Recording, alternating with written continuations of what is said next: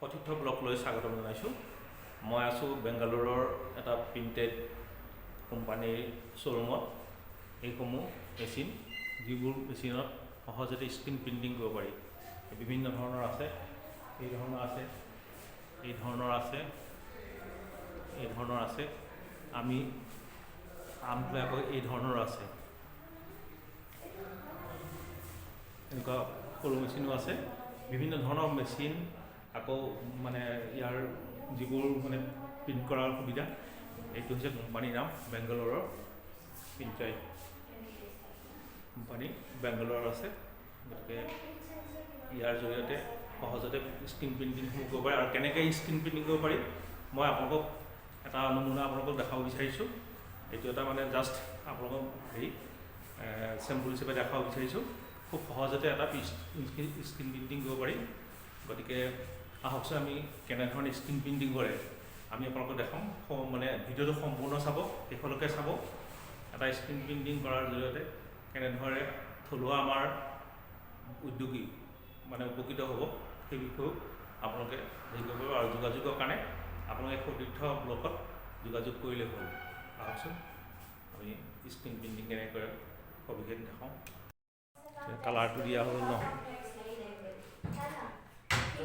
বেছি আপোনাৰ হাৰ্ড লাগিছে, যদি টাইট লাগিছে এইটো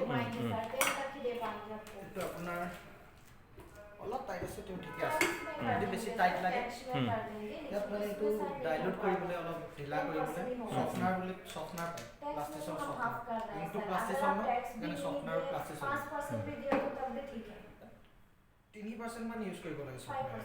এইটো ইমানটো ইংকত 2 ড্ৰপ 3 ড্ৰপ হ'লেই হ'ব। এইটো মিক্স কৰি পিনি ভালকৈ ইণ্টাৰনেটখন ইয়াতে মিক্স কৰি পিনি প্ৰিণ্টটো কৰিব। যিকোনো কালাৰ হওক প্লাষ্টিচন যদি বেছি হাৰ্ড হৈ যায় চফনাৰ ইউজ কৰিলে হয়। বেছি পৰিমাণে কৰিলে তাৰপিছত আপুনি এখন স্কুইজ এখন হয়তো আপুনি পুছ কৰিব পাৰে, টানিব পাৰে, ফুল কৰিব পাৰে, ঠেলিব পাৰে, নহ'লে টানিব পাৰে। এইটো আপোনাৰ নিজৰ মৰ্জি। খালি কোনোবা এটাই কৰিব লাগিব, এবাৰ এটাই কৰিব লাগিব। এটা ডিজাইন এইটো যেতিয়ালৈকে গোটেই বাঘটো কৰি শেষ নহয় গোটেইকেইটা কালাৰ দি পিনি, তেতিয়ালৈকে আপুনি এটাই কাম কৰিব লাগিব। হয়তো টানিছে টানিব লাগিব, নহ'লে ঠেলা মাৰিছে তালে গোটেইকেইটা কালাৰ কৰোঁতে ঠেলিবই লাগিব। আৰু এটা কথা, এই স্কুইজখন পূৰা 90 ডিগ্ৰীও নহয়, পূৰা আপোনাৰ এনেকুৱা 180ও নহয়, মিডিয়াম আৰু 45-40 এনেকুৱাত থ'ব লাগিব। আৰু এটা শুদ্ধ প্ৰেছাৰ দি পিনি এইটো আপুনি টানিব লাগিব। এইটো টানিলে নহয়, টনাৰ পিছত টানিব কি লাগে, এই ইংবোৰ যে আছে ডিজাইনটোত এইটো পুৰা ধুনীয়াকৈ ক্লিয়াৰ হৈ যাব লাগে। মানে ইয়াত অলপো বাচি থাকিব নালাগে। এতিয়া আপুনি যদি কৰি চাব অকণ দেৰি পিছত, তেতিয়া দেখিব কোনোবা এটা ছাইডত মেবি অলপ অলপ বাকী থাকি যাব পাৰে। কাৰণ ফাৰ্ষ্ট টাইম কৰিছে ন, প্ৰেছাৰটো নিমিলে, কেইটামান কৰিব লাগিব। এতিয়া আকৌ এবাৰ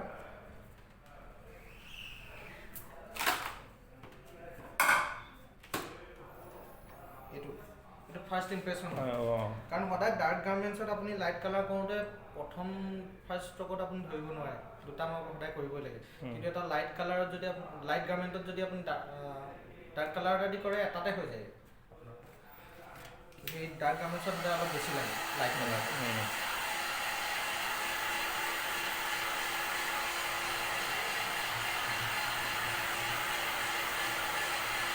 কম প্ৰডাকশ্যনৰ কাৰণে এইটো হিট গানটো ভাল হয় আপোনাৰ। যদি বাল্ক প্ৰডাকশ্যন আছে, সৰহকৈ 1000-2000 টিচাৰ্ট আপুনি বা যিকোনো বস্তু আপুনি যদি প্ৰিণ্ট কৰিছে, তেতিয়াহ'লে এইটো কৰোঁতে কৰোঁতে আপোনাৰ হাত বিষাই যাব।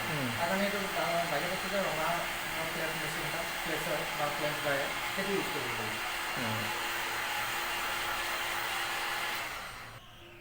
এইটো 2 টাইমছ কৰা হ'ল ন আকৌ? সদায় 2 টাইম কৰিব লাগে। আমি 2+2 কৰিলোঁ, এতিয়া আহিলে ব্ৰাইটনেছটো আহি গৈছে।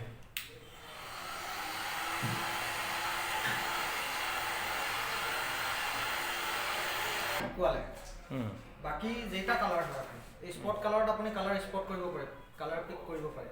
আপোনাৰ যিমান কালাৰ মন যায় সিমান কালাৰ দিব পাৰে। এইটো কি বুলি কয়, এইটো দ্বিতীয় কালাৰটো?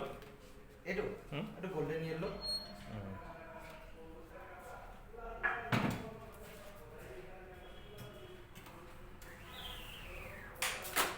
এই স্ক্ৰীনখনৰ পৰা গোটেই কালাৰখিনি আপোনাৰ চফা হৈ যাব লাগিব।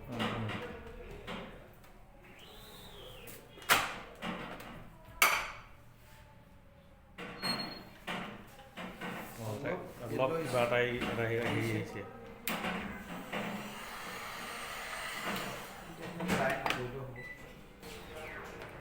এবাৰ ৰেডত দিয়া হৈছে ন? ৰেডত ফাৰ্ষ্ট ফ্লাডিং হৈ গ'ল, দেন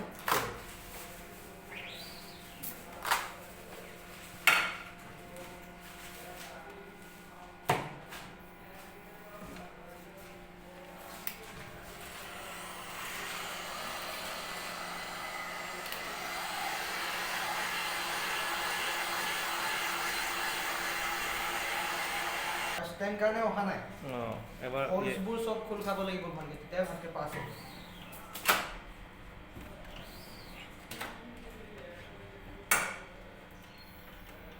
এতিয়া এটা ৰূপ লৈছে আৰু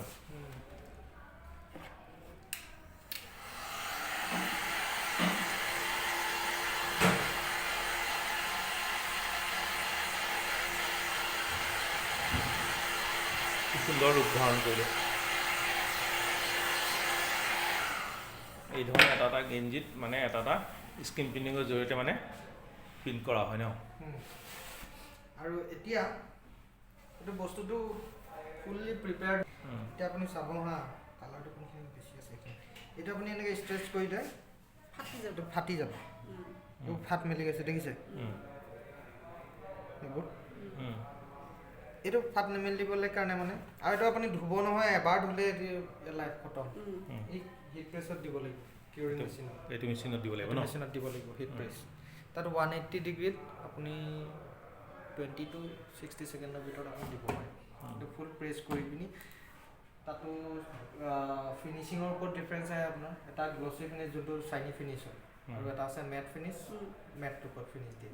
এই দুটা পেপাৰত আপুনি কোনটো ফিনিছ লাগে, কাপোৰটো প্ৰথমে তলত দি পিনি তাৰ ওপৰত পেপাৰটো দি প্ৰেছ কৰিলে 30 ছেকেণ্ড, 40 ছেকেণ্ড, 20 ছেকেণ্ড কিমান ৰাখিলে, ৰঙাৰ পিছত এইটো কৰি দেখুৱাচোন। কৰি দেখা এইটো প্ৰেছটো এতিয়া প্ৰেছটো কৰি দিয়ক। তেতিয়ালৈকে বেলেগ এটা কৰি লওঁ।